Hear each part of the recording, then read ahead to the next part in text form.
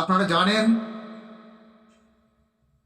যে এই রাজ্যের সমগ্র শিক্ষায় নিযুক্ত প্রায় ৯১,০০০ কর্মচারী, শিক্ষক কর্মচারী অভুক্ত অর্ধভুক্ত অবস্থায় কালাতিপাত করছে। আমরা এই অবস্থায় দাঁড়িয়ে দীর্ঘদিন ধরে আমাদের গণতান্ত্রিক পদ্ধতি প্রয়োগ করে আমরা এই সরকারের কাছে আবেদন নিবেদন, আন্দোলন, অবস্থান, ধর্ণা, ঘেরাও সমস্ত কিছু করার পর আমরা এমন একটা জায়গায় এসে পৌঁছেছি যে যেখান থেকে এই রাজ্যের শাসক দল তাদের যারা বন্ধু অর্থাৎ এমএলএ, বিধায়ক, মন্ত্রী, এদের যারা বেতন যেখানে বাড়ায়, বৃদ্ধি করে, ঠিক সেই জায়গায় আমরা আমাদের দরবারটুকু করবার আপ্রাণ চেষ্টা করে আসছি। কিন্তু আপনারা দেখতে পাচ্ছেন যে আমরা এখনো পর্যন্ত বিধানসভার অন্দরে পৌঁছতে পারিনি। আমরা গত ২৮শে জানুয়ারি আমাদের অধিকার যাত্রা করার কথা ছিল, সেটা আমাদেরকে পোস্টপোন করতে হয়েছে, পিছোতে হয়েছে। পত্রপত্রিকা মারফত যেটুকু জানতে পারছি তাতে ৩ তারিখে অল্প সময়ের জন্য বসে তারা ৫ তারিখে বাজেট পেশ করবে শাসক দল। আপনারা এবার বলুন যে আমরা আর কি করতে পারি, আমাদের কি করার আছে। এই রকম একটা সিচুয়েশনে দাঁড়িয়ে আমরাও নাছোড়বান্দা হয়ে আমাদের বিধানসভায় আমাদের দাবি তুলতে হবে, এই রকম একটা মানসিকতা আমরা নিয়ে রেখেছি। মানসিকভাবে আমরা প্রস্তুত যে এই সরকারের অন্দরে আমাদের বক্তব্য পৌঁছতেই হবে। যেখানে আইনসভায় আমাদের কথা যদি কেউ না তোলে তাহলে আমরা ভাববো এই রাজ্যে আমাদের হয়ে বলার মতো কেউ নেই। সুতরাং একটি কথা আমাদেরকে মনে করতেই হয়, যখন অশিক্ষিতরা রাজ করে অর্থাৎ শাসন করে, তখন শিক্ষিতরা শোষিত হয়, তখন জানতে হবে সেই সময়কালটা অর্থাৎ পৃথিবীটা একদম শেষ প্রান্তে এসে দাঁড়িয়েছে, দ্বার প্রান্তে এসে দাঁড়িয়েছে। আমরা এটা ভেবে নেব।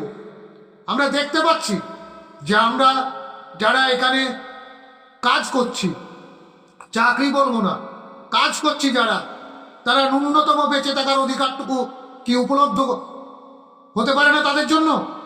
আমরা শুধু এইটুকুই বলবো, এই অধিকারটুকু আমরা জানতে চাই। এই অধিকারটুকুকে আমরা পেতে পারি না? আমরা কি বেঁচে থাকার কোনো অধিকার আমাদের নেই? আমরা সেটুকু কি পেতে পারি না? এইটুকু বলার জন্য আমরা বিধানসভার জন্য অপেক্ষা করছি। এইটুকু জাস্ট আমরা যে কয়জন বিধায়কের সঙ্গে আমরা যোগাযোগ করতে পেরেছি তারা আমাদের কথা তুলবেন বলেছেন বলেই কিন্তু এই কথাগুলো বলছি। কে তুলবেন কে তুলবেন না সেটা আমরা এখনো পর্যন্ত শিওরিটি নই।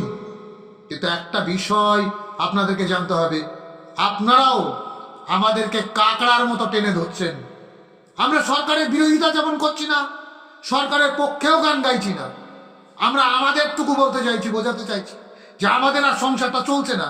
সুতরাং এই জায়গায় দাঁড়িয়ে আপনারা কমেন্ট বক্সে কমেন্ট করবেন, মতামত দেবেন আমাদের কি করণীয়, কি করা উচিত। সুতরাং এই জায়গায় দাঁড়িয়ে আমি কারোর সঙ্গে মতবিরোধ করতে চাইছি না, কারোর বিরুদ্ধে বলতে চাইছি না। শুধু একটা কথাই বলবো, আপনার অধিকার আপনি কি বুঝে নিতে শেখেননি? যদি শিখতেন তাহলে তো এরকম করে কোনো রকম বার্তা দিতেন না। তাহলে এই যে বার্তা একটার পর একটা যখন আমরা অর্থাৎ সমগ্র শিক্ষা বাঁচাও মঞ্চ যখন আন্দোলনের কথা বলছে, তখন আপনাদের বিরোধিতা করতে হচ্ছে, কোনো এক্সকিউজ দেখাতে হচ্ছে যে এইটার পরে সেইটা। আমরা বাজেট নির্ভর করে এই আন্দোলনটা করতে চাইছি না।